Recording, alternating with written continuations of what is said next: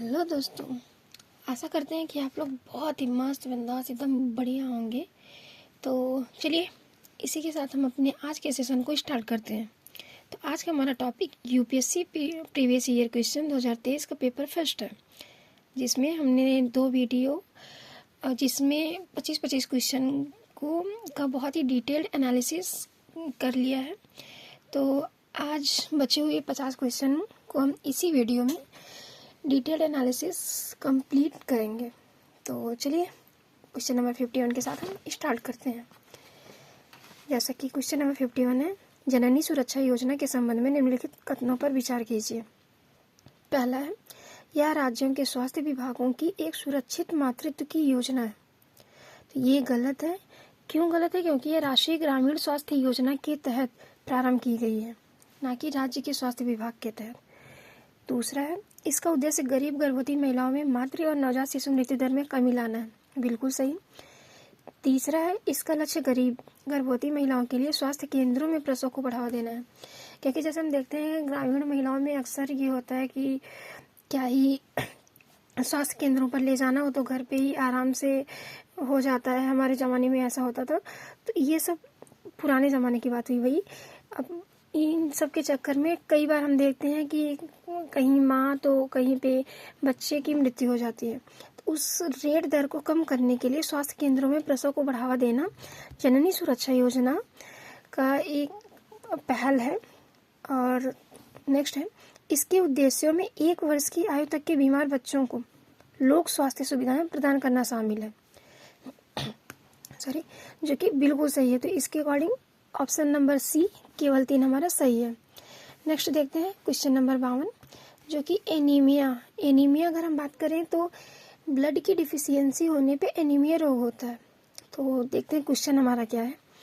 Anaemia मुक्त भारत रणनीति के अंतर्गत की जा रही व्यवस्थाओं के संदर्भ में निम्नलिखित कथनों पर विचार कीजिए। तो हमें कुछ कथन दिए हैं। जैसा पहला कथन है, इसमें स्कूल जाने से पहले के प्री स्कूल बच्चों, किशोरों और गर्भवती महिलाओं के लिए रोग निरोधक कैल्शियम पूरकता प्रदान की जाती है। तो ये कथन हमारा गलत है। क्यों गलत है?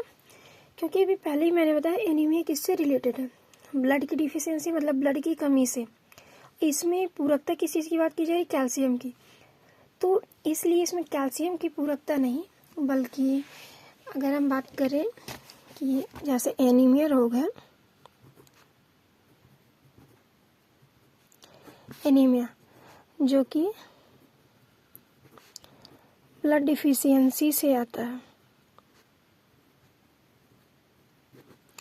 अर्थात ब्लड की कमी से। तो इसकी पूरकता हमें किस चीज़ से हम इसकी पूरकता कर सकते हैं? इसकी पूरकता हम आयरन, फॉलिक एसिड, आयरन इसमें मेन है। तो आयरन फॉलिक एसिड के तहत हम ब्लड डिफिशियंसी अर्थात एनीमिया के रोग को कम कर सकते हैं, ना कि कैल्शियम पूरकता प्रदान करके। नेक्स्ट है, इसमें शिशु जन्म के समय देरी से रज्जु बंद करने के लिए अभियान चलाया जाता है। ये भी बिल्कुल सही है, ताकि बच्चे के पूरे बॉडी में ब्लड का संचार अच्छे से हो सके। तीसरा है, इसमें बच्चों और किशोरों की निर्धारित अवधियों पर कृमि मुक्त की जाती है। ये भी सही है। और चौथा, इसमें मलेरिया, हीमोग्लोबिनोपैथी और फ्लूरोसिस पर विशेष ध्यान देने के साथ स्थानिक बस्तियों में एनीमिया के गैर पोषण कारणों की और ध्यान दिलाना भी शामिल है। तो ये भी बिल्कुल सही है, क्योंकि हम अक्सर देखते हैं जो ग्रामीण क्षेत्र होते हैं या फिर एक जो पिछड़ा वर्ग होते हैं, उनमें अक्सर होता है कि जो बहुत ही पिछड़े वर्ग हैं, बहुत संरक्षित क्षेत्र नहीं है, वहाँ पे पोषण युक्त खाद्य पदार्थों की बहुत ही कमी होती है। उन्हें जो भी मिलता है वे खा लेते हैं, गैर पोषण खाद्य पदार्थों का ज़्यादा सेवन करते हैं। तो उनके कारणों की ओर भी ध्यान दिलाना इसका एक मुख्य पहल है। इस पहल की एक मुख्य रणनीति है, जिसके तहत हमारा ऑप्शन नंबर सी केवल 3 सही हुआ। दूसरा, तीसरा और चौथा सही है, पहला गलत। तो option C. Next question number 53, question number 53 में देखते हैं। पहला कथन है, ऑटोमोबाइल और एयरक्राफ्ट में प्रयुक्त होने वाले अवयवों के विनिर्माण में कार्बन तंतुओं का इस्तेमाल होता है। बिल्कुल सही है। प्रेजेंट टाइम में तो आई थिंक जितने भी इलेक्ट्रॉनिक सामान होंगे बिना कार्बन तंतुओं का बहुत ही रेयर होगा कि कोई बनता होगा, नहीं तो नहीं बनता है। नेक्स्ट है, कार्बन तंतु एक बार प्रयुक्त होने पर पुनर्चक्रित नहीं किए जा सकते। तो ये कथन गलत है। क्यों गलत है? क्योंकि कार्बन तंतुओं का पुनर्चक्रण रिसाइकिल किया जा सकता है, लेकिन इनका रिसाइकिल प्रोसेस जो होता है वो बहुत ही कॉस्टली होता है। तो इसलिए रिसाइकिल करने से अच्छा लोग नया खरीद के लगा देते हैं और नया खरीद के उसका यूज़ कर लेते हैं। तो इसलिए कार्बन तंतु रिसाइकिल किया जा सकता है, लेकिन ये रिसाइकिल करना ही बहुत कॉस्टली होता है। तो पहला हमारा ऑप्शन कथन सही है, दूसरा गलत। तो केवल एक, क्वेश्चन नंबर 53 का केवल एक पहला सही है। नेक्स्ट क्वेश्चन नंबर 54, जिसमें किसी क्रियाओं पर विचार करना है। क्वेश्चन हमारा है, कितनी क्रियाओं में त्वरणमापी एक्सेलेरोमीटर के प्रकार की आवश्यकता है? तो जो एक्सेलेरोमीटर होता है वो किस किस में कार्य करते हैं, आइए ये देखते हैं। जैसा पहला, कार क्रैश होगा या टक्कर होती है तो उनके एयरबैग तुरंत फैल जाते हैं। बिल्कुल सही है। दूसरा है, लैपटॉप अगर अचानक धरातल पर गिर पड़ने का जिससे हार्ड ड्राइव तुरंत बंद हो जाता है। ये भी बिल्कुल सही है। अगर लैपटॉप अचानक गिरा तो हार्ड ड्राइव बंद हो जाता है। ये सही है। और तीसरा, स्मार्टफोन के झुकाव का जैसे पोर्ट्रेट और लैंडस्केप मोड के बीच प्रदर्शन घूम जाता है, ये पता लगाना भी हम एक्सेलेरोमीटर के तहत कर सकते हैं। तो क्वेश्चन नंबर 54 का पहला, दूसरा, तीसरा तीनों ऑप्शन सही हैं, तो जिसके साथ ऑप्शन नंबर सी हमारा बिल्कुल सही है। नेक्स्ट क्वेश्चन नंबर 55, जिसमें पुनर्संचरणशील एक्वाकल्चर प्रणाली के जैव निस्यंदकों अर्थात बायोफिल्टर की भूमिका के संदर्भ में निम्नलिखित कथनों पर विचार करना है। जैसा पहला है, जैव निस्यंदक बिना खाए हुए मत्स्य चारे को हटाकर अपशिष्ट उपचार प्रदान करते हैं। ये गलत है। दूसरा है, जैव निस्यंदक मत्स्य अपशिष्ट में विद्यमान अमोनिया को नाइट्रेट में बदल देते हैं। ये सही है। और जैव निस्यंदक जल में मत्स्य के लिए पोषक तत्व के रूप में फास्फोरस को बढ़ाते हैं। ये भी गलत है। क्वेश्चन नंबर 55 का इसके अकॉर्डिंग ऑप्शन ही सही है, लेकिन ये गलत क्यों है, अब हम इस पे ध्यान देते हैं।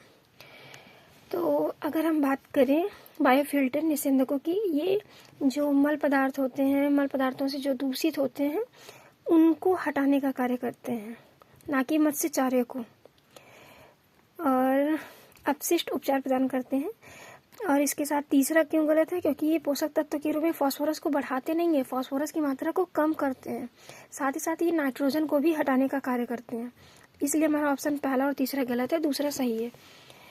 नेक्स्ट है क्वेश्चन नंबर 56, इसमें सेफीड अंतरिक्ष में कुछ पिंडों के नाम और उनके वर्णन दिए गए, उनकी डिफिनीशन कौन सी सही कौन सी गलत, हमें ये बताना है। कितने कथन सही सुमेलित है। सेफीड अंतरिक्ष में धूल और गैस के विशाल बादल, इन्हें तो निहारिका कहा जाता है ना। हाँ, दूसरे में हमें दिए गए हैं निहारिकाएं, जो कि अंतरिक्ष में धूल और गैस के विशाल बादल होते हैं। और सेफीड की अगर हम बात करें, तारे जो आवर्ती रूप में जलते और बुझते हैं उन्हें सेफीड कहा जाता है।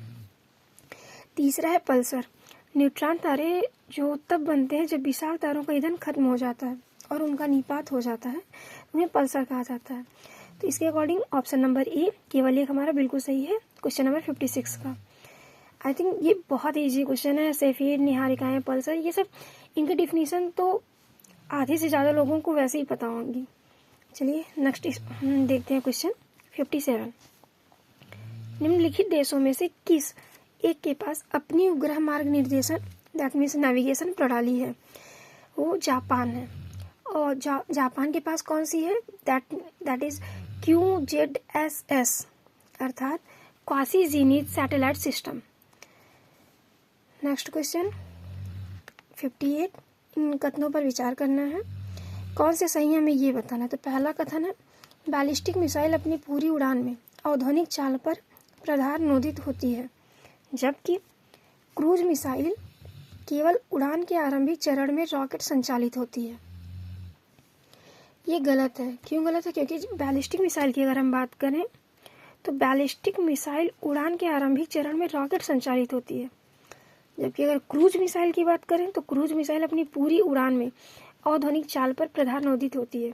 तो इसमें इनके जो मेन वर्ड्स हैं इनके डिफिनीशंस को एक्सचेंज कर दिया गया है, तो इसलिए पहला कथन गलत। नेक्स्ट देखते हैं। नेक्स्ट है अग्नि 5 मध्यम दूरी की पराध्वनिक क्रूज मिसाइल है। ये तो वैसे ही गलत है क्योंकि अग्नि 5 तो एक बैलिस्टिक मिसाइल है, जबकि ब्रह्मोस ठोस ईंधन चालित अंतर्माध्यवीय बैलिस्टिक मिसाइल। ये भी गलत है क्योंकि ब्रह्मोस मध्यम दूरी की पराध्वनिक क्रूज मिसाइल होती है। ब्रह्मोस क्रूज मिसाइल, अग्नि 5 बैलिस्टिक मिसाइल। इससे भी हम समझ सकते हैं कि ये ऑप्शन भी हमारा गलत है, तो ये भी गलत हुआ, जिसके तहत क्वेश्चन नंबर 58 का ऑप्शन डी ना तो 1 और ना ही 2। नेक्स्ट देखते हैं क्वेश्चन नंबर 59, जिसमें है पारा प्रदूषण के बारे में। तो कितने कथन सही हैं हमें ये बताना है। पारा प्रदूषण, स्वर्ण खनन गतिविधि विश्व में पारा प्रदूषण का स्रोत है। बिल्कुल सही है, चाहे वो स्वर्ण खनन गतिविधियाँ हों या कोयला खनन हो, तो जितने भी खनन गतिविधियाँ होती हैं उसमें पारा प्रदूषण कन्फर्म है कि होगा ही। दूसरा है कोयला आधारित ऊष्मीय शक्ति संयंत्र से पारा प्रदूषण होता है। ये भी बिल्कुल सही है। तीसरा, पारा के संपर्क में आने का कोई ज्ञात सुरक्षा स्तर नहीं है। बिल्कुल सही है, क्योंकि कोई एक क्राइटेरिया नहीं बनाया गया कि ये स्पेसिफिक एरिया है, भाई यहाँ पे मत जाना वरना आप पारा से दूषित हो जाओगे। तो इसलिए ये ऑप्शन भी हमारा बिल्कुल सही है। तो कितने कथन सही हैं? सभी 3। सी ऑप्शन क्वेश्चन नंबर 59 का। नेक्स्ट देखते हैं क्वेश्चन नंबर 60, जिसमें बात की गई है हरित हाइड्रोजन के संदर्भ में कथनों पर विचार करना है। पहला, इसे आंतरिक दहन के लिए ईंधन के रूप में सीधे इस्तेमाल किया जा सकता है। बिल्कुल सही है, हरित हाइड्रोजन को सीधे ईंधन के रूप में हम इस्तेमाल कर सकते हैं। दूसरा है, इसे प्राकृतिक गैस के साथ मिलाकर ताप या शक्ति जनन के लिए ईंधन के रूप में इस्तेमाल किया जा सकता है। ये ऑप्शन भी हमारा बिल्कुल सही है। कथन नंबर 3, इसे वाहन चालन के लिए हाइड्रोजन ईंधन प्रकोष्ठ में इस्तेमाल किया जा सकता है। किसे? हरित हाइड्रोजन को। तो ये कथन भी हमारा बिल्कुल सही है। ऑप्शन नंबर सी, सभी 3। नेक्स्ट क्वेश्चन देते हैं 61, कितने देशों की सीमाएं यूक्रेन की सीमा के साथ साझी हैं? हमें बताना है इन सब में से कितने देशों से यूक्रेन की सीमा साझी है। जैसा कि पहले ही मैंने टिक कर दिया, तो हंगरी और रोमानिया, ये 2 ऐसे देश हैं जो यूक्रेन की सीमा के साथ साझे हैं। लेकिन सिर्फ ये जानना कि नहीं ये इतने ऑप्शन में से कितने साझे हैं, हमें ये भी देखना चाहिए कि यूक्रेन के साथ और कौन कौन से देश हैं जो साझे हैं। जैसे कि यूक्रेन और रूस का युद्ध तो चलता ही रहता है, तो अगर हम यूक्रेन की बात करें तो ये देखते हैं। जैसे यूक्रेन है, यूक्रेन, तो यहाँ पे ये हो गया हमारा रूस, इसके इधर पे है बेलारूस, रूस, बेलारूस, और इधर साइड पे अगर हम देखें तो पोलैंड,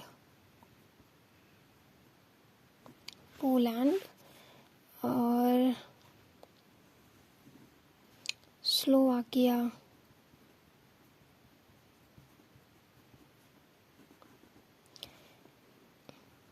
वेस्ट में है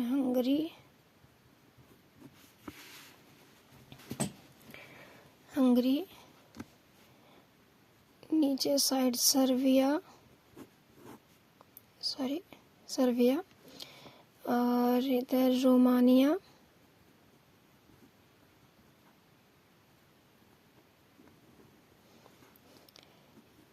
इधर माल्डोवा, और यहाँ पे काला सागर, और यहाँ पे बीच में है अजोब सागर।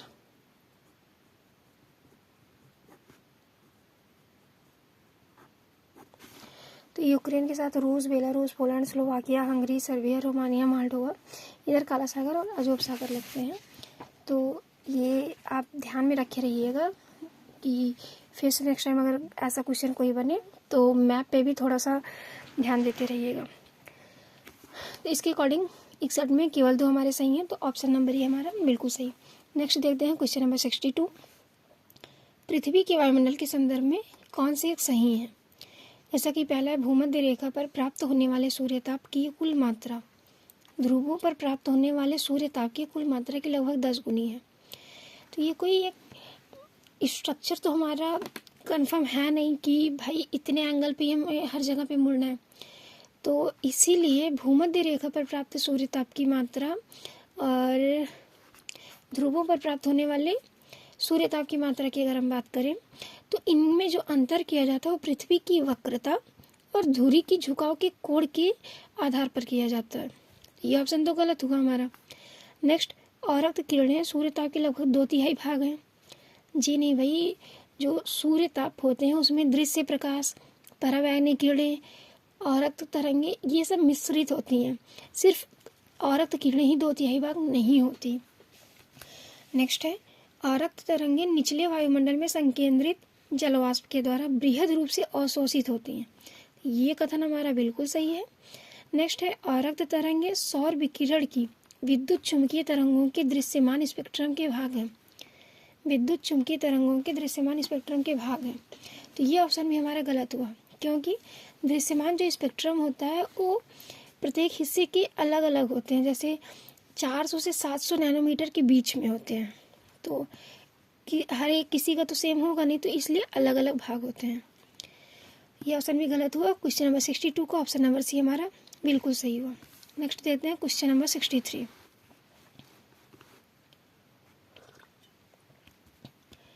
जैसा कि इसमें कथन दिए गए हैं, कथन 1 है, उष्णकटिबंधीय वर्षावनों की मृदा पोषक तत्वों से भरपूर होती है।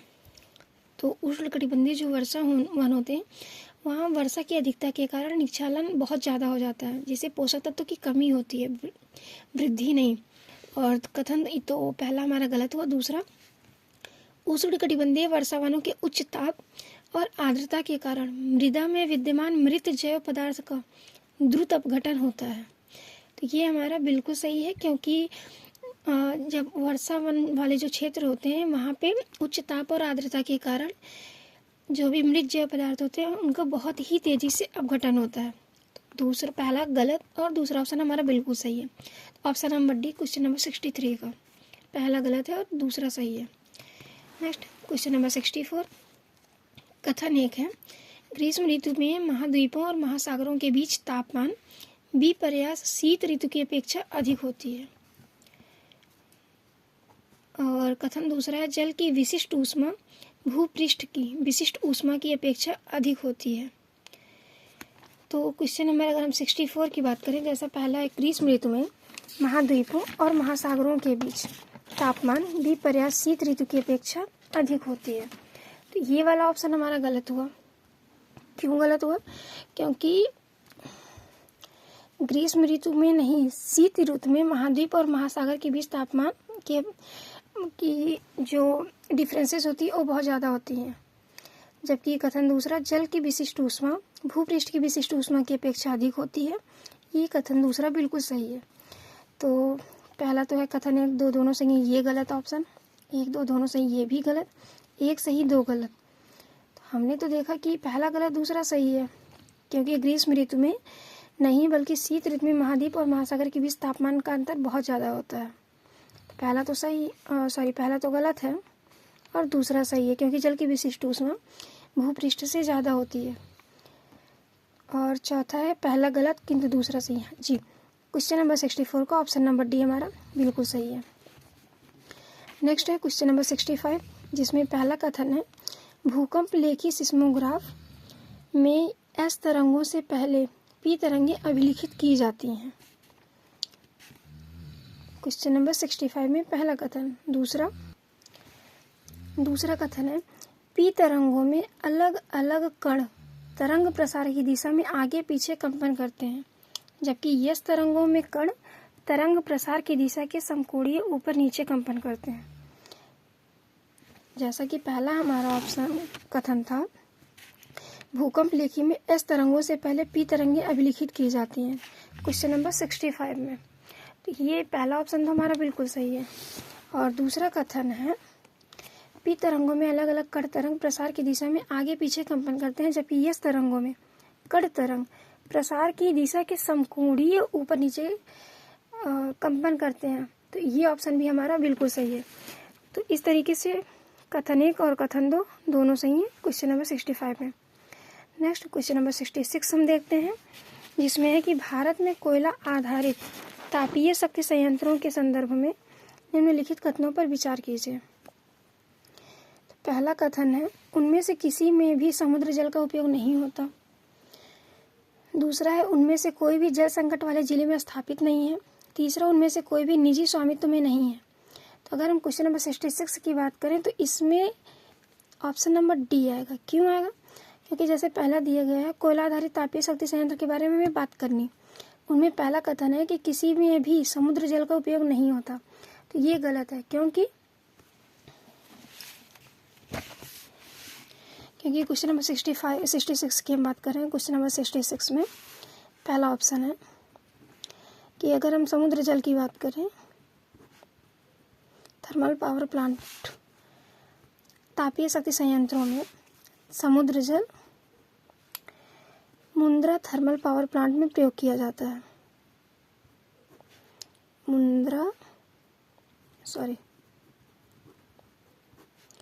थर्मल पावर प्लांट में प्रयोग किया जाता है।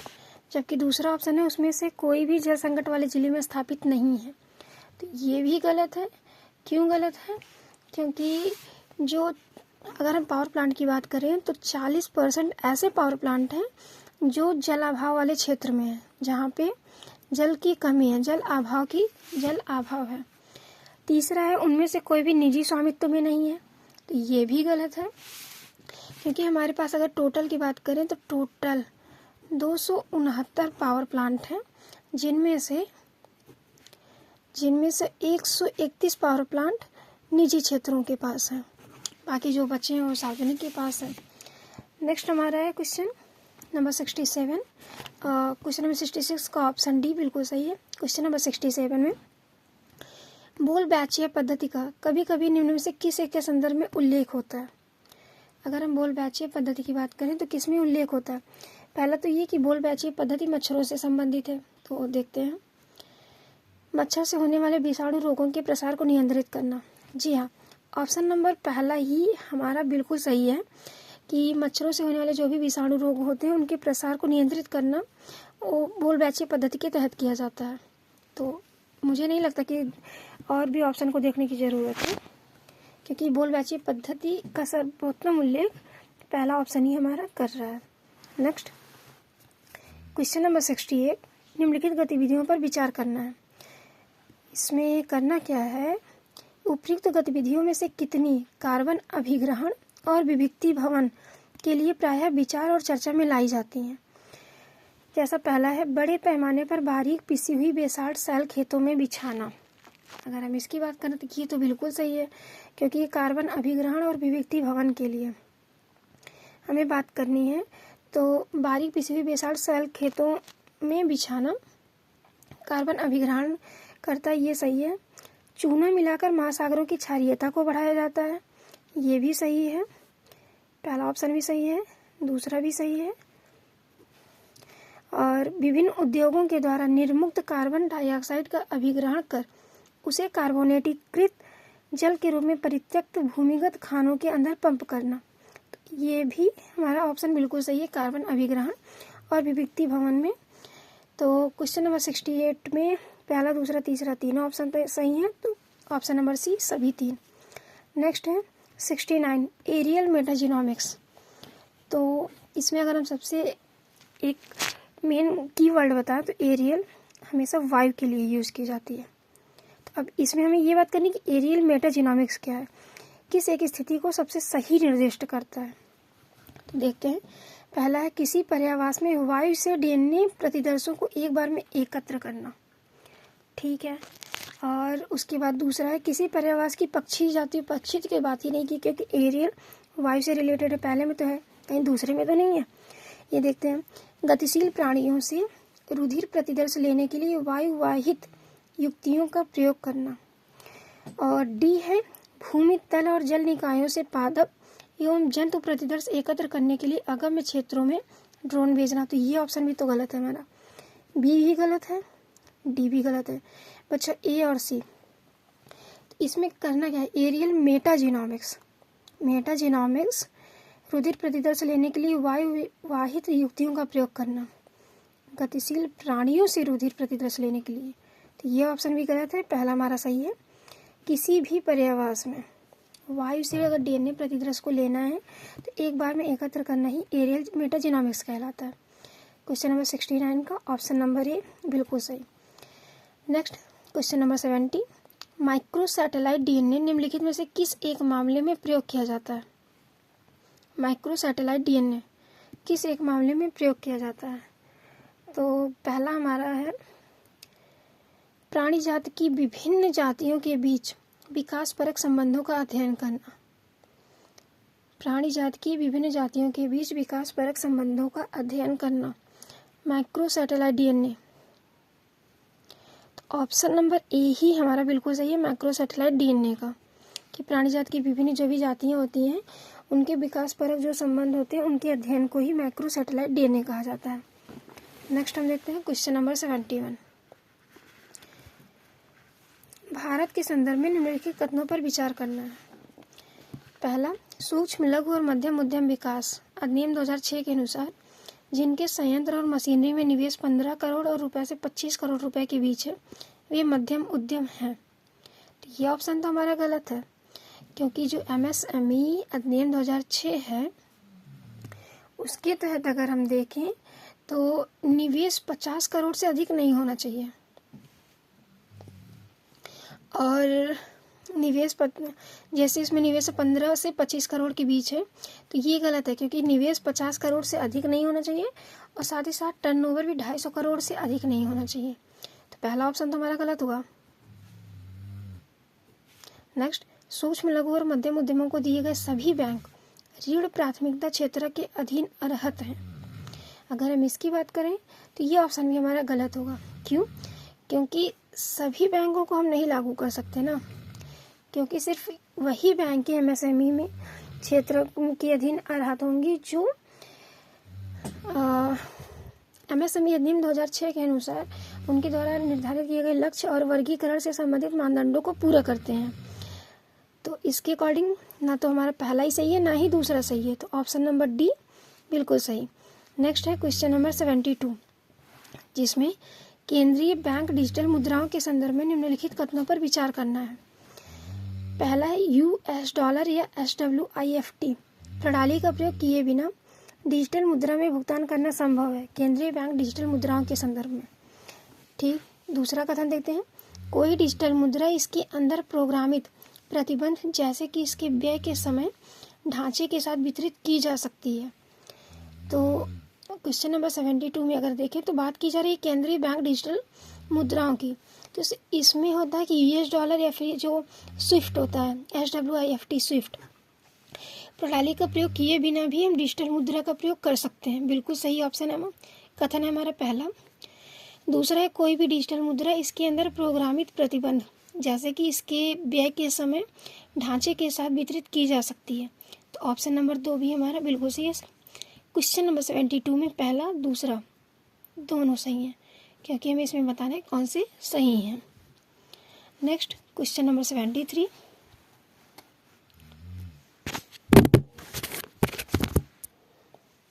सॉरी फॉर माई मिस्टेक कि मोबाइल ही गिर गया। ओके, नेक्स्ट स्टार्ट करते हैं हमारा क्वेश्चन नंबर 73, जिसमें वित्त के संदर्भ में शब्द बीटा किसे निर्दिष्ट करता है हमें ये बताना है। अगर हम बीटा शब्द की बात करें तो पहला है अलग अलग प्लेटफॉर्मों से साथ साथ किसी परिसंपत्ति को खरीदने और बेचने की प्रक्रिया, ये तो नहीं है। किसी पोर्टफोलियो प्रबंधक की जोखिम और प्रतिफल के बीच संतुलन लाने की निवेश कार्यनीति, बिल्कुल नहीं। एक प्रकार का व्यवस्थागत जोखिम जो वहाँ उत्पन्न होता है जहाँ पूर्ण प्रतिरक्षा संभव नहीं है, तो ये ऑप्शन भी हमारा गलत होगा। तो बचा कौन सा? सिर्फ डी, ये सही होगा। क्या है? एक संख्यात्मक मान जो पूरे स्टॉक बाजार में होने वाले परिवर्तनों के प्रति किसी स्टॉक के विचलनों को मापता है, उसे बीटा कहते हैं, जो कि वित्त के संदर्भ में निर्दिष्ट करता है। नेक्स्ट क्वेश्चन हमारा है क्वेश्चन नंबर 74, इसमें निम्नलिखित कथन दिए गए हैं और कितने कथन सही है हमें ये बताना है। जैसा कि पहला है स्वयं सहायता समूह सेल्फ हेल्प ग्रुप कार्यक्रम मूलतः भारतीय स्टेट बैंक के द्वारा वित्तीय रूप से वंचितों को लघु ऋण प्रदान कर प्रारंभ किया गया था। तो ये ऑप्शन हमारा गलत है। अगर हम बात करें क्यों गलत है, क्योंकि अगर हम बात करें सेल्फ हेल्प ग्रुप की, तो यह नाबार्ड के द्वारा 1991 से 1992 में 1991 से 92 में सबसे पहले नाबार्ड के द्वारा प्रारंभ किया गया था। और अगर हम बात करें आरबीआई की, कि सेल्फ हेल्प ग्रुप आरबीआई ने कब से स्टार्ट किया, तो 1993 से सेल्फ हेल्प ग्रुप को बचत बैंक खाते खोलने की अतिरिक्त अनुमति आरबीआई ने दिया। तो इसके अकॉर्डिंग तो पहला हमारा ऑप्शन गलत है। दूसरा, किसी सेल्फ हेल्प ग्रुप में समूह के सभी सदस्य उस ऋण के लिए उत्तरदायित्व लेते हैं जो ऋण कोई अकेला सदस्य लेता है। तो ये ऑप्शन तो हमारा बिल्कुल सही है, क्योंकि सेल्फ हेल्प ग्रुप इसी पे काम करता है कि कई लोगों का एक समूह बनाकर, तो उसमें वे लोग एक साथ कार्य करते हैं, चाहे वो कुछ भी खरीदना हो, बेचना हो या फिर कोई प्रोडक्शन करना हो, तो वो सभी लोग जितने होंगे उसमें सारे के सारे शेयर होल्डर होते हैं। तीसरा है, क्षेत्रीय ग्रामीण बैंक और अनुसूचित वाणिज्यिक बैंक सेल्फ हेल्प ग्रुप को समर्थन देते हैं। अगर हम ये देखें तो ये ऑप्शन भी हमारा बिल्कुल सही है। तो ऑप्शन 2, ऑप्शन 3 दो सही हैं, तो कथन कितने सही है? कथन 2 सही है। 74 में ऑप्शन नंबर बी। नेक्स्ट 75, कथन 1 है, भारत की सार्वजनिक क्षेत्रक स्वास्थ्य देखभाल प्रणाली सीमित निरोधक, वर्धक और पुनः स्थापक देखभाल के साथ मुख्यतः रोगनाशक व्यवस्था पर ध्यान केंद्रित करती है। तो ये बिल्कुल सही है कि जो सार्वजनिक क्षेत्र प्रणालियाँ होती हैं वो रोगनाशक व्यवस्था पर ध्यान केंद्रित करती हैं। तो ऑप्शन कथन 1 हमारा बिल्कुल सही है। कथन 2 है, भारत के स्वास्थ्य देखभाल प्रदान करने के विकेंद्रीकृत उपागम के अंतर्गत राज्य प्राथमिक रूप से स्वास्थ्य सेवाओं को जुटाने के लिए उत्तरदायी है। ये ऑप्शन भी हमारा बिल्कुल सही है, क्योंकि भारत की जो भी स्वास्थ्य देखभाल होते हैं विकेंद्रीकृत उपागम के अंतर्गत राज्य प्राथमिक रूप से स्वास्थ्य सेवाओं को जुटाने के लिए उत्तरदायी होता है। ये दोनों कथन हमारे सही हैं, लेकिन एक दूसरे की व्याख्या नहीं कर रहे हैं, क्योंकि इसमें राज्य के द्वारा जो प्राथमिकी दी जा रही है उसकी बात की जा रही है और पहले कथन में हमारे सामुदायिक क्षेत्र की बात की जा रही थी। तो सही है और व्याख्या नहीं कर रहे हैं, तो option number B. Question number 75 का option number B. Next question number 76, जिसमें भी है कथन कारण पे हमें विचार करना है। तो पहला कथन है, संयुक्त राष्ट्र संघ की विश्व जल विकास रिपोर्ट 2022 के अनुसार भारत प्रतिवर्ष विश्व के भौम जल के 1/4 से अधिक जल का निष्कर्षण करता है। तो अगर हम बात करें कि संयुक्त राष्ट्र संघ की विश्व जल विकास रिपोर्ट 2022 के अनुसार भारत प्रतिवर्ष विश्व के भौम जल के 1/4 से अधिक जल का निष्कर्षण करता है। ये ऑप्शन तो हमारा बिल्कुल सही है, क्योंकि हम भौम जल का उपयोग बहुत ज़्यादा करते हैं।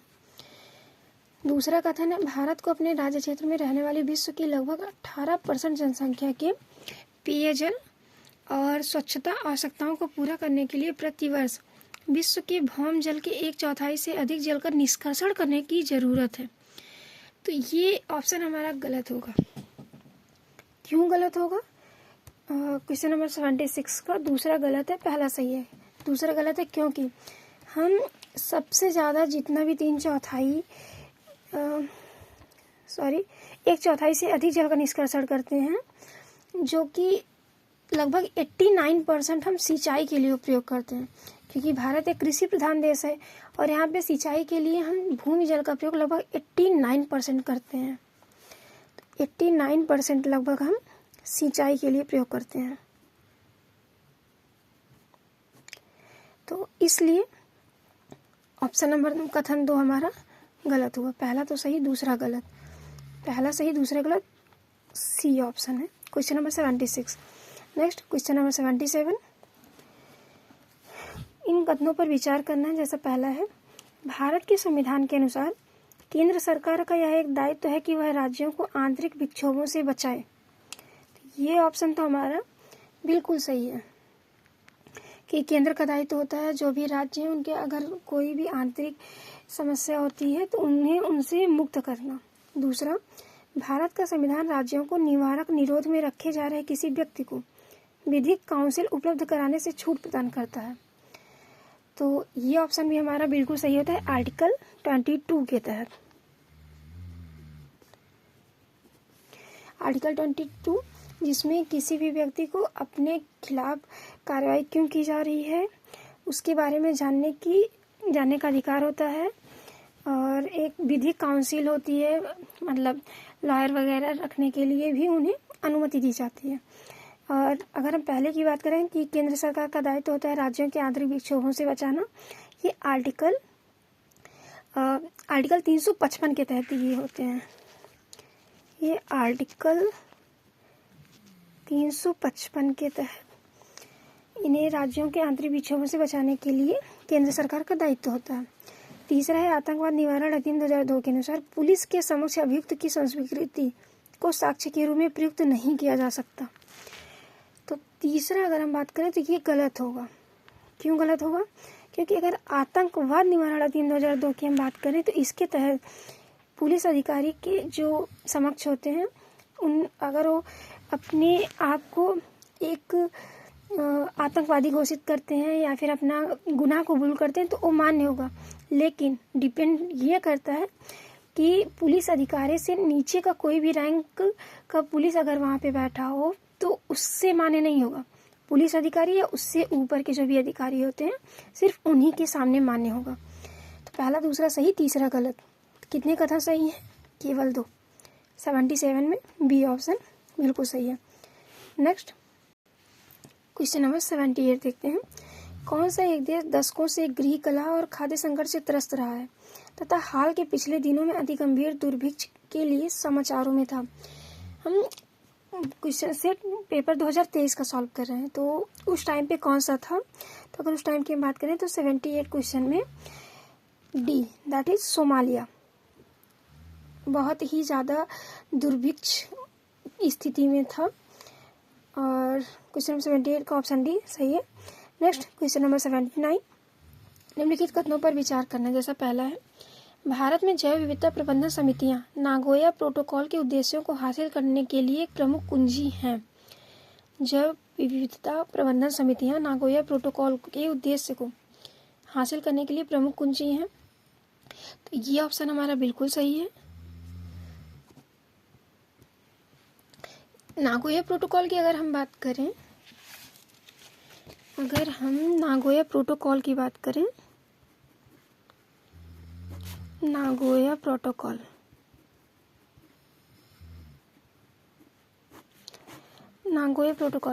जो कि 12 अक्टूबर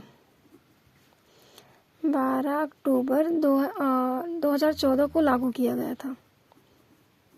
12 अक्टूबर 2014 में लागू किया गया था। और ये आनुवांशिक संसाधन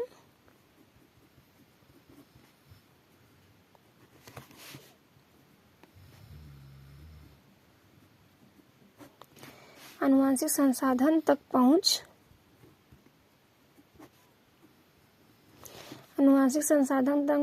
और जो भी लाभ होते हैं लाभों का उचित और न्यायपूर्ण साझाकरण से संबंधित थे। नागोया प्रोटोकॉल 12 अक्टूबर 2014 में लागू हुआ था। तो इसलिए ऑप्शन कथन 1 हमारा बिल्कुल सही है। दूसरा कथन, जैव विविधता प्रबंधन समितियों के अपने क्षेत्राधिकार के अंतर्गत जैविक संसाधनों तक पहुंच के लिए संग्रह शुल्क लगाने की शक्ति सहित पहुंच और लाभ सहभागिता निर्धारित करने के लिए महत्वपूर्ण प्रकार्य है। तो ये ऑप्शन भी हमारा कथन बिल्कुल सही है। तो इसके तहत ऑप्शन नंबर सी हमारा 1 और 2 दोनों सही हैं। क्वेश्चन नंबर 79 का option C. Next question number 80 that is 80, Bharat के राष्ट्रपति के निर्वाचन के बारे में हमें विचार करना है। संसद के दोनों में से किसी भी सदन या राज्यों की विधानसभाओं में नाम निर्दिष्ट किए गए सदस्य निर्वाचक मंडल में शामिल किए जाने के लिए भी अर्हत हैं। किसी भी सदन या राज्यों की विधानसभाओं में नाम निर्दिष्ट किए गए, तो ये गलत है। क्यों गलत है? क्योंकि अगर हम भारत के राष्ट्रपति की बात करें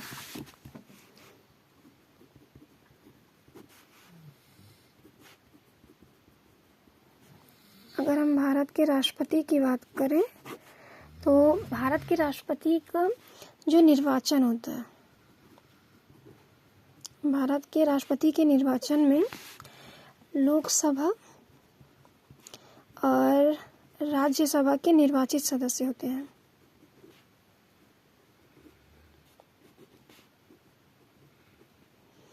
लोकसभा और राज्यसभा के निर्वाचित सदस्य होते हैं। दूसरा, राज्यों के विधानमंडल जो होते हैं उनके भी निर्वाचित सदस्य होते हैं। और तीसरा, जो केंद्र शासित प्रदेश होते हैं, यूनियन टेरिटरीज, उनके भी निर्वाचित सदस्य होते हैं। सिर्फ इतने लोग ही भारत के राष्ट्रपति के निर्वाचन में भूमिका निभाते हैं। इनमें मनोनीत किए गए या फिर नाम निर्दिष्ट किए गए सदस्यों की कोई भूमिका नहीं होती है। तो इसके अकॉर्डिंग पहला ऑप्शन तो हमारा गलत हुआ। कितने कथन विचार करना, कितने कथन सही हैं, तो पहला ऑप्शन तो गलत। दूसरा, निर्वाच्य विधानसभा सीटें जितनी अधिक होती हैं उस राज्य के प्रत्येक एमएलए के वोट का मान भी उतना ही अधिक होता है। तो ये ऑप्शन भी हमारा गलत है। क्यों गलत है? क्योंकि विधायक के जो वोट का मूल्य होता है वो राज्य की जनसंख्या और विधानसभा में विधायकों की संख्या के अनुपात पर निर्भर करता है। तो इसलिए हमारा कथन दूसरा भी गलत।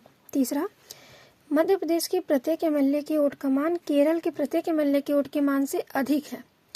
तो ये भी हमारा गलत होगा। क्यों गलत होगा? क्योंकि जो केरल में जो निर्वाचित सीटों की संख्या है वो मध्य प्रदेश की निर्वाचित सीटों की संख्या से अधिक है। तो इसलिए केरल के एमएलए के वोट का मान एमपी के एमएलए के वोट के मान से अधिक होगा। तो ये ऑप्शन भी हमारा गलत हुआ। चौथा, पुडुचेरी के प्रत्येक एमएलए के वोट का मान अरुणाचल प्रदेश के प्रत्येक एमएलए के वोट के मान से अधिक है, क्योंकि अरुणाचल प्रदेश की तुलना में पुडुचेरी में कुल जनसंख्या का निर्वाच्य सीटों की कुल संख्या से अनुपात अधिक है। तो ये ऑप्शन हमारा बिल्कुल सही हुआ, ऑप्शन नंबर 4। जैसा पुडुचेरी में अगर हम बात करें तो 16 सीटें हैं और वहीं अरुणाचल प्रदेश में 8। तो इसके तहत केवल ऑप्शन नंबर 14 सही है। तो केवल एक, पहला ऑप्शन केवल एक सही है, क्वेश्चन नंबर 80 का। नेक्स्ट है क्वेश्चन नंबर 81। इसमें Alexander Rea, A.H. Longhurst, Robert Sewell, James Burgess और वाल्टर एलियट भारतीय इतिहास में ये किस गतिविधि से जुड़े थे? अगर हम इन सब की बात करें तो ये तो आई थिंक बहुत ही इजी क्वेश्चन है। मैं सपोज करूँगी कि आप लोग कमेंट बॉक्स में ज़रूर बताइए कि क्वेश्चन नंबर 81 का आंसर कौन सा होगा। पहला, पुरातात्विक उत्खनन। दूसरा, औपनिवेशिक भारत में अंग्रेजी प्रेस की स्थापना। तीसरा, देसी रजवाड़ों में गिरजाघरों की स्थापना। चौथा, औपनिवेशिक भारत में रेल का निर्माण। कमेंट बॉक्स में आप लोग ज़रूर बताइएगा कि इनका आंसर कौन सा होगा, A, B, C, D। क्योंकि Alexander Rea, A.H. Longhurst, Robert Sewell, James Burgess, Walter Elliot, कहीं ना कहीं आपने इनका नाम सुना ही होगा। तो कमेंट बॉक्स में मिलते हैं फिर इस क्वेश्चन के आंसर के साथ। नेक्स्ट है क्वेश्चन नंबर 82। कुछ स्थल हमें दिए गए हैं और उनके लिए किसके लिए ये जाना जाता है वो दिए गए हैं। तो हमें मिलान करना है कि कितने युग्म सही सुमेलित है। जैसे पहला है बेसनगर शैव गुफा मंदिर, दूसरा भाजा बौद्ध गुफा मंदिर, सित्तनवासल जैन गुफा मंदिर। बेसनगर की अगर हम बात करें तो बेसनगर ये शैव गुफा मंदिर गलत है। क्यों गलत है? क्योंकि बेसनगर पहला तो ये कि MP में है और दूसरा ये कि ये शैव गुफा ना होकर विष्णु से संबंधित है। ये वैष्णव से संबंधित है, विष्णु को समर्पित है। दूसरा भाजा की अगर हम बात करें तो ये महाराष्ट्र में स्थित है। और बौद्ध गुफा मंदिर तो ये बिल्कुल सही है। और कौन से बौद्ध गुफा? हीनयान या महायान? अगर हम इसकी बात करें तो ये हीनयान बौद्ध गुफा मंदिर से संबंधित है। तीसरा सित्तनवासल जो कि जैन गुफा मंदिर है, ये भी हमारा बिल्कुल सही है और ये तमिलनाडु में है। तो ऑप्शन दूसरा तीसरा कथन सही है, तो B 82 में बी, केवल 2 सही हैं। नेक्स्ट क्वेश्चन नंबर 83, इसमें भी कथनों को हमें देखना है। जैसे कथन पहला है, 7 अगस्त को राष्ट्रीय हथकरघा दिवस के रूप में घोषित किया गया है। तो ये तो हम सबको पता है कि भाई 7 अगस्त को राष्ट्रीय हथकरघा दिवस मनाया जाता है। कथन दूसरा है, 1905 में इसी दिन स्वदेशी आंदोलन शुरू किया गया था। तो क्वेश्चन नंबर 83, 1905 में इसी दिन स्वदेशी आंदोलन शुरू किया गया था। ये ऑप्शन भी हमारा, ये कथन भी हमारा बिल्कुल सही है। तो पहला भी सही है, दूसरा भी सही है। और राष्ट्रीय हथकरघा दिवस के रूप में घोषित किया गया था और इसी दिन स्वदेशी आंदोलन शुरू किया गया था। तो ये दोनों दूसरे की व्याख्या भी करते हैं। क्यों करते हैं? क्योंकि स्वदेशी आंदोलन राष्ट्रीय हथकरघा जो उद्योग था उनको बढ़ावा देने के लिए ही शुरू किया गया था। तो हमारा इसके अकॉर्डिंग क्वेश्चन नंबर 83 का ऑप्शन ए सही है। पहला और दूसरा दोनों कथन सही हैं और 2 कथन की सही व्याख्या है। नेक्स्ट देखते हैं क्वेश्चन नंबर 84, जो कि भारत की ध्वज संहिता 2002 के अनुसार भारत के राष्ट्रीय ध्वज के बारे में कुछ 2 कथन दिए हैं। तो हमें इन पर विचार करना है कौन से गलत है कौन सा सही। जैसा पहला है, भारत के राष्ट्रीय ध्वज का एक मानक आमाप 600 मिलीमीटर मल्टीप्लाई बाई 400 मिलीमीटर है। तो इसमें हमें बताना है कि ये सही है या गलत। पहला तो हमें पता है कि ये भारत की जो ध्वज संहिता 2002 है उसमें ऐसे किसी भी मानक आमाप की बात नहीं की गई है। तो पहला ऑप्शन तो हमारा गलत हुआ। नेक्स्ट है कथन 2, ध्वज की लंबाई से ऊंचाई चौड़ाई का अनुपात 3:2 होगा। तो उपयुक्त कथनों के बारे में कौन सा एक सही है? तो पहला तो गलत हुआ, दूसरा ध्वज की लंबाई से चौड़ाई ऊंचाई, ये फिर चौड़ाई का अनुपात 3:2 होगा। अगर हम इसकी बात करें तो ये ऑप्शन हमारा बिल्कुल सही है। क्वेश्चन नंबर 84 का पहला कथन हमारा गलत है और दूसरा कथन हमारा बिल्कुल सही है। तो इसके अकॉर्डिंग 3:2, दूसरा सही है, पहला गलत, ऑप्शन डी। क्वेश्चन नंबर 85, इसमें संविधान दिवस के बारे में दिए गए हैं कथन 1 कथन 2। हमें बताना है कि कौन सा एक सही है। पहला, नागरिकों के बीच संवैधानिक मूल्यों को संवर्धित करने के लिए संविधान दिवस प्रतिवर्ष 26 नवंबर को मनाया जाता है। अगर हम इसकी बात करें तो ये बिल्कुल सही है कि हम लोग 26 नवंबर को संविधान दिवस मनाते हैं। अभी तो नवंबर ख़त्म ही हुआ है भाई, मना के आए हैं। तो दूसरा है 26 नवंबर 1949 को भारत की संविधान सभा ने भारत के संविधान का प्रारूप तैयार करने के लिए डॉक्टर भीमराव अम्बेडकर की अध्यक्षता में एक प्रारूपण समिति बनाई। तो 26 नवंबर 1949 को वो भी प्रारूपण समिति हम बनाएंगे? जी नहीं, 26 नवंबर 1949 को हमने अपने संविधान को अपनाया था और 26 जनवरी 1950 में हमने अपने संविधान को लागू किया, जबकि 29 अगस्त 1947 को प्रारूपण समिति की अगर हम बात करें तो ये 29 अगस्त 1947 को बनाया गया था। नेक्स्ट देखते हैं, इसमें पहला दूसरा कथन तो गलत, पहला सही। फिर से वही, पहला सही दूसरा गलत, option number C question number 85 का। नेक्स्ट है क्वेश्चन नंबर 86, जिसमें कथन दिए गए हैं। पहला कथन है, स्विट्जरलैंड मूल्य के आधार पर स्वर्ण के अग्रणी निर्यातकों में से एक है। ये बिल्कुल सही है हमारा ऑप्शन है कि क्योंकि स्विट्जरलैंड निर्यातकों में से एक है, लेकिन स्विट्जरलैंड के पास विश्व का दूसरा विशालतम स्वर्ण निश्चय मतलब रिजर्व है। तो ये गलत है। क्यों गलत है? क्योंकि अगर हम स्वर्ण रिजर्व की बात करें, स्वर्ण रिजर्व में सबसे पहला हमारा आता है यूएस से, जो कि संयुक्त राज्य अमेरिका की अगर हम बात करते हैं, और दूसरे पे आते हैं जर्मनी, और तीसरा हमारा है इटली।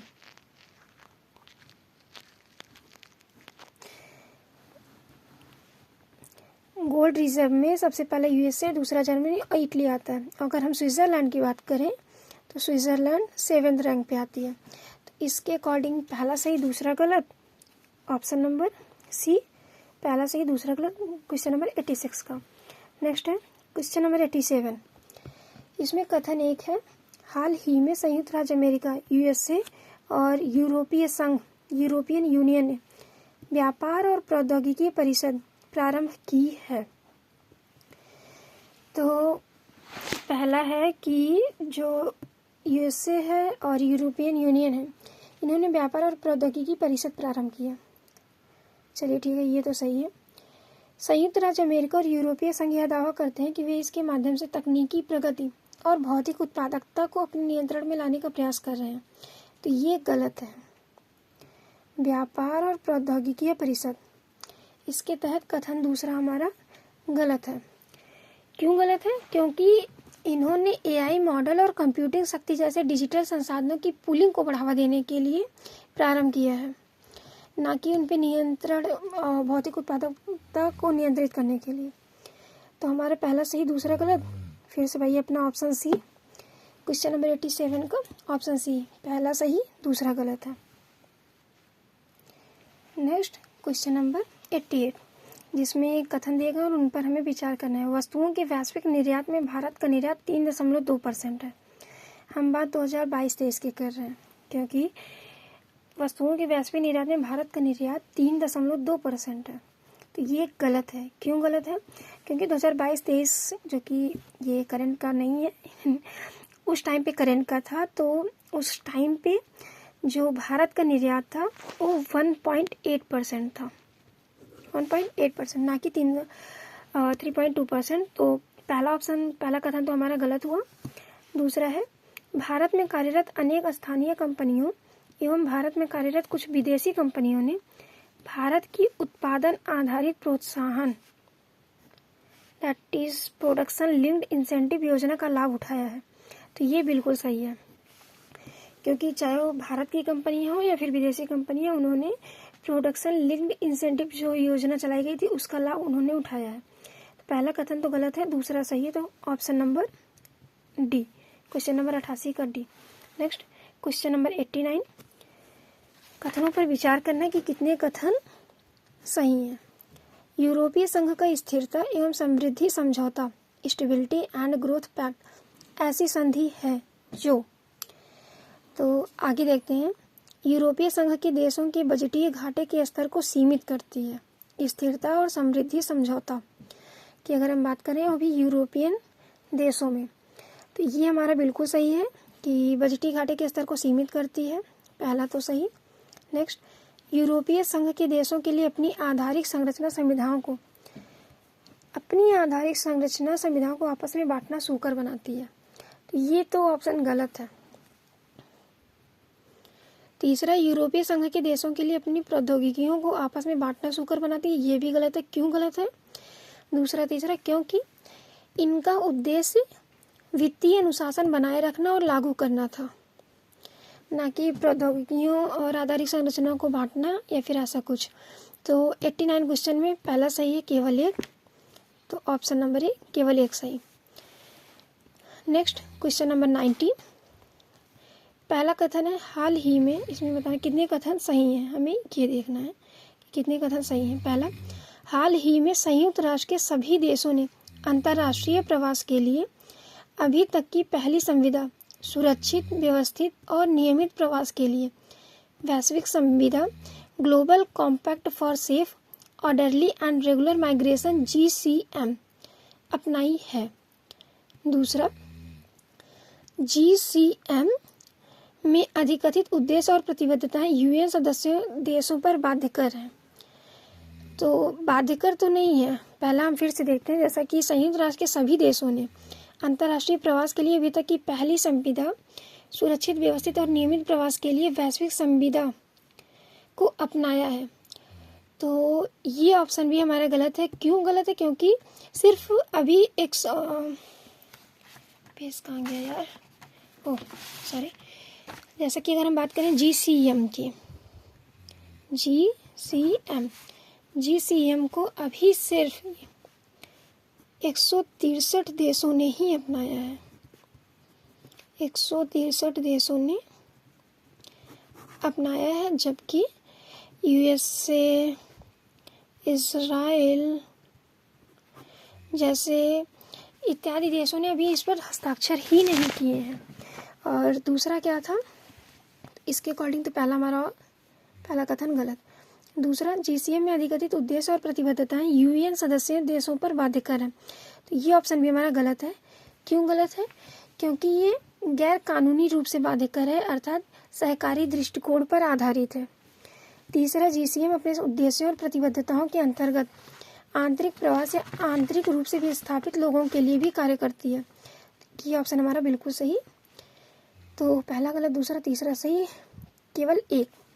क्वेश्चन नंबर 90 का पहला ऑप्शन बिल्कुल सही है, केवल एक। Next question number 91, home guard के संदर्भ में कितने कथन सही हैं हमें ये बताना है। पहला, होम गार्ड को होम गार्ड अधिनियम और केंद्र सरकार के नियमों के अधीन समुत्थापित किया जाता है। ये हमारा ऑप्शन गलत है। क्यों गलत है?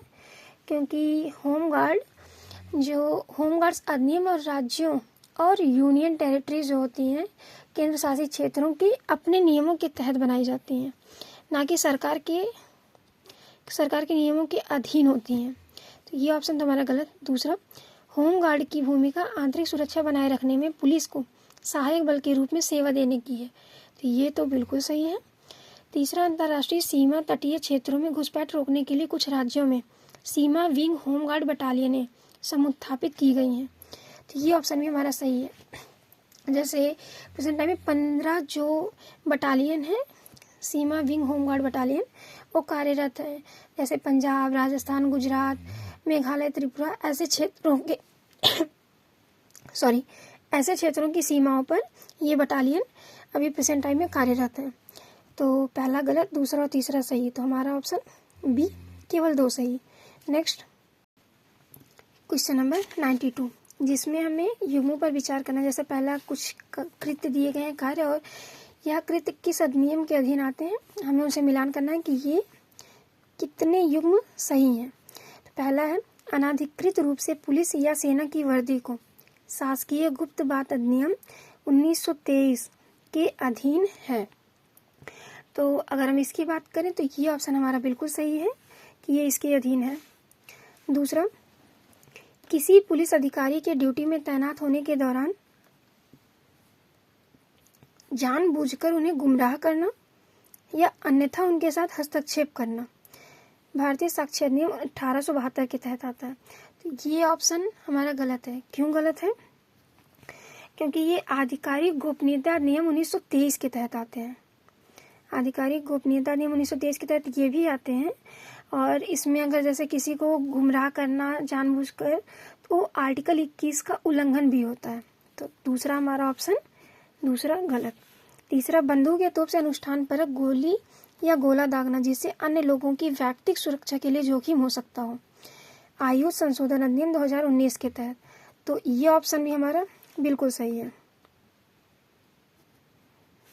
तो ऑप्शन 3 सही, ऑप्शन पहला सही, दूसरा गलत। तो कितने युग्म सही हैं? केवल 2। 92 का option B. Next question number 93 में समाचारों में लिखित कुछ क्षेत्र के नाम हैं। जैसे पहला है उत्तरी कीवू और इटूरी, नारगोनो कारबाख और खेरसान और जेपोरिजिया। इन समाचारों में होने का कारण इनसे पूछा गया है, कितने सही हैं। पहला, उत्तरी कीवू इटूरी आर्मीनिया और अजरबैजान के बीच युद्ध से, तो ये ऑप्शन तो गलत है। क्यों गलत है? क्योंकि अगर आर्मेनिया और अजरबैजान के बीच युद्ध की हम बात करें तो ये नारगोनो कारबाख से संबंधित था। दूसरा ऑप्शन तो पहले में चला गया, ये भी गलत, ये भी गलत। बचा कौन सा? खेरसान और जेपोरिजिया। तो इसमें उत्तरी कीवू और इटूरी अगर हम इनकी बात करें तो ये कीवू और इटूरी कांगो लोकतांत्रिक गणराज्य के पूर्वी प्रांत हैं, जो कि घेराबंदी और युद्ध से संबंधित थे। तो ये भी ऑप्शन गलत हमारा, ये भी गलत। और खेरसान और जेपोरिजिया की अगर हम बात करें तो ये रूस और यूक्रेन के बीच युद्ध से संबंधित है, ना कि इसराइल और लेबनान के। तो ये भी गलत, क्योंकि ये रूस और यूक्रेन के बीच युद्ध से संबंधित है। तो ऑप्शन नंबर डी हमारा कोई भी नहीं। नेक्स्ट देखते हैं क्वेश्चन नंबर 94, जिसमें कथन दिए गए हैं कि पहला कथन, इजराइल ने कुछ अरब राज्यों के साथ राजनयिक संबंध स्थापित किए हैं। तो ये ऑप्शन हमारा बिल्कुल सही है। दूसरा, अरब शांति पहल सऊदी अरब की मध्यस्थता से इजराइल और अरब लीग के बीच हस्ताक्षरित हुआ। तो ये गलत है। क्यों गलत है? क्योंकि अरब शांति पहल पे इजराइल ने हस्ताक्षर किए ही नहीं हैं। तो पहला ऑप्शन सही है हमारा, दूसरा गलत। तो पहला सही, दूसरा गलत। ऑप्शन सी, क्वेश्चन नंबर 94 का ऑप्शन सी बिल्कुल सही है। नेक्स्ट है, खेल पुरस्कार के संदर्भ में युग्मों पर विचार करना है कि कुछ खेल पुरस्कार के नाम है और क्यों दिए जाते हैं, उन्हें मिलाना है। जैसा पहला है मेजर ध्यानचंद खेल रत्न पुरस्कार। तो ये किसी खिलाड़ी के द्वारा पिछले 4 वर्षों की अवधि के दौरान सबसे शानदार और उत्कृष्ट प्रदर्शन के लिए है। ये तो बिल्कुल सही है भाई, मेजर ध्यानचंद खेल रत्न पुरस्कार, जो कि प्रतिवर्ष युवा मामले और खेल मंत्रालय और भारत सरकार के द्वारा प्रदान किया जाता है। ये खेल का सर्वोच्च सम्मान है, मेजर ध्यानचंद खेल रत्न पुरस्कार। दूसरा, अर्जुन पुरस्कार। अगर हम इसकी बात करें तो किसी खिलाड़ी के द्वारा जीवन काल की उपलब्धियों के लिए, तो ये गलत है। ये ऑप्शन हमारा गलत। क्यों गलत? क्योंकि अर्जुन पुरस्कार खेल का दूसरा सबसे बड़ा खेल रत्न पुरस्कार है और जो कि पिछले 4 साल की अवधि में खेल के क्षेत्र में सबसे अच्छे प्रदर्शन के लिए ये भी दिया जाता है। तीसरा है द्रोणाचार्य पुरस्कार, जो कि उन प्रतिष्ठित प्रशिक्षकों को सम्मानित करने के लिए जिन्होंने सफलतापूर्वक खिलाड़ियों या टीमों को प्रशिक्षित किया है। ये ऑप्शन भी हमारा बिल्कुल सही है। कथन तीसरा भी हमारा सही है। नेक्स्ट, राष्ट्रीय खेल प्रोत्साहन पुरस्कार, खिलाड़ियों के द्वारा रिटायर होने के बाद भी किए गए योगदान की सराहना करने के लिए। तो ये ऑप्शन भी हमारा गलत है, क्योंकि अगर हम राष्ट्रीय खेल प्रोत्साहन पुरस्कार की बात करें तो ये पिछले 3 वर्षों में देश में खेलों के प्रचार और विकास में कॉरपोरेट्स, शैक्षिक संगठनों और खेल नियंत्रण बोर्डों की भागीदारी से संबंधित है। तो ये भी हमारा गलत। तो 2 ऑप्शन, पहला और तीसरा सही, ऑप्शन बी केवल 2 सही क्वेश्चन नंबर 95 में। नेक्स्ट, क्वेश्चन नंबर 96, 44वें शतरंज ओलंपियाड 2022। ये 2022 की करंट का क्वेश्चन था, जो कि पहला था कि पहली बार था जब शतरंज ओलंपियाड भारत में आयोजित किया गया। तो ये तो बिल्कुल सही था। इसके अधिकृत शुभंकर को तंबी नाम दिया गया था, ये भी सही था। ओपन सेक्शन में जीतने वाली टीम के लिए ट्रॉफी वेरा वेंचिक कब होती है? वेरा वेंचिक जो कि महिला विभाग के जीतने वाली टीम को दिया जाता है, ये तो गलत हुआ। और चौथा, महिला विभाग में जीतने वाली टीम के लिए ट्रॉफी हैमिल्टन रसेल कप। इसमें भी इन्होंने इनकी डिफिनीशंस को चेंज किया है। जैसे जो हैमिल्टन रसेल कप है, ये ओपन सेक्शन में जीतने वाली टीम को दिया जाता है, और जबकि महिला विभाग में जीतने वाली टीम को वेरा वेंचिक जो कप होता है वो दिया जाता है। तो इन्होंने एक्सचेंज फिर से इसमें डिफिनीशन किया है, जैसे पिछले हमने 2 क्वेश्चन में देखा था। तो तीसरा और चौथा तो हमारा गलत है, पहला दूसरा सही। तो कितने कथन सही हैं? केवल 2, option B. Next, 97 number question, कितने युग्म सही सुमेलित हमें ये बताना है। समाचारों में उल्लिखित क्षेत्र और जिस देश में अवस्थित है, डोनबास सीरिया में, काचिन इथियोपिया और टिग्रे उत्तरी यमन। तो अगर हम इनकी बात करें तो ये 3 के तीनों गलत हैं। क्यों गलत है? कितने युग्म सही सुमेलित हैं? इसमें हमारा हो जाएगा डी। जैसे पहला है डोनबास की अगर हम बात करें, डोनबास भाई अभी करंट में था ही, ये यूक्रेन से संबंधित है। दूसरा काचिन जो कि म्यांमार से, और टिग्रे की अगर हम बात करें तो टिग्रे ये इथियोपिया से संबंधित है। टिग्रे तो एक भी सम्मिलित नहीं है, तो 97 का option D. Next, question number 98, हाल के वर्षों में चाड, गिनी, माली और सूडान ने निम्नलिखित में से किस एक कारण से अंतर्राष्ट्रीय ध्यान आकर्षित किया जो इन सभी देशों से संबंधित है? दुर्लभ मृदा तत्व से समृद्ध निक्षेपों की खोज, तो ऐसा कुछ भी नहीं हुआ था। चीनी सैन्य बेस का स्थापित होना, जी नहीं। सहारा मरुस्थल का दक्षिणाभिमुख प्रसार, जी नहीं। और डी, सफल तख्ता पलट, जी हाँ। तो क्वेश्चन नंबर 98 का ऑप्शन नंबर डी बिल्कुल सही है। चाड, गिनी, माली, सूडान, इन सभी जगहों पे अभी हमने तख्ता पलट के सीन बहुत ज़्यादा देखा था। और नेक्स्ट क्वेश्चन है क्वेश्चन नंबर 99। इसमें बताना कि कितने उद्योगों के बीच कार्बन में हरित हाइड्रोजन की महत्वपूर्ण भूमिका होने की अपेक्षा है। अगर हम इसकी वजह से उर्वरक संयंत्र, इस्पात संयंत्र, तेल शोधक कारखाने, इन तीनों में हरित हाइड्रोजन की भूमिका हो सकती है उद्योगों के कार्बन को कम करने के लिए। तो पहला भी सही, दूसरा भी सही और तीसरा भी सही। तो 99 में सी ऑप्शन बिल्कुल सही है, सभी तीन। And in the last question number 100 के साथ हम अपने आज के सेशन को कंप्लीट भी करेंगे और एंड भी करेंगे। तो लास्ट क्वेश्चन देखते हैं, G20 के बारे में है, जो कि G20 समूह की मूल रूप से स्थापना वित्त मंत्रियों और केंद्रीय बैंक के गवर्नरों के द्वारा अंतर्राष्ट्रीय आर्थिक और वित्तीय मुद्दों पर चर्चा के मंच के रूप में की गई थी। ये ऑप्शन तो हमारा बिल्कुल सही है। सॉरी, दूसरा,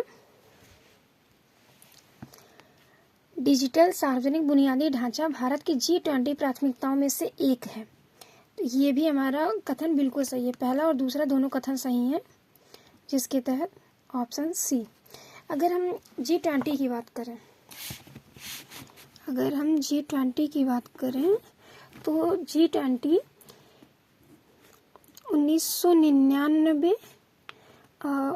1999 में स्थापित किया गया था। क्यों किया गया था?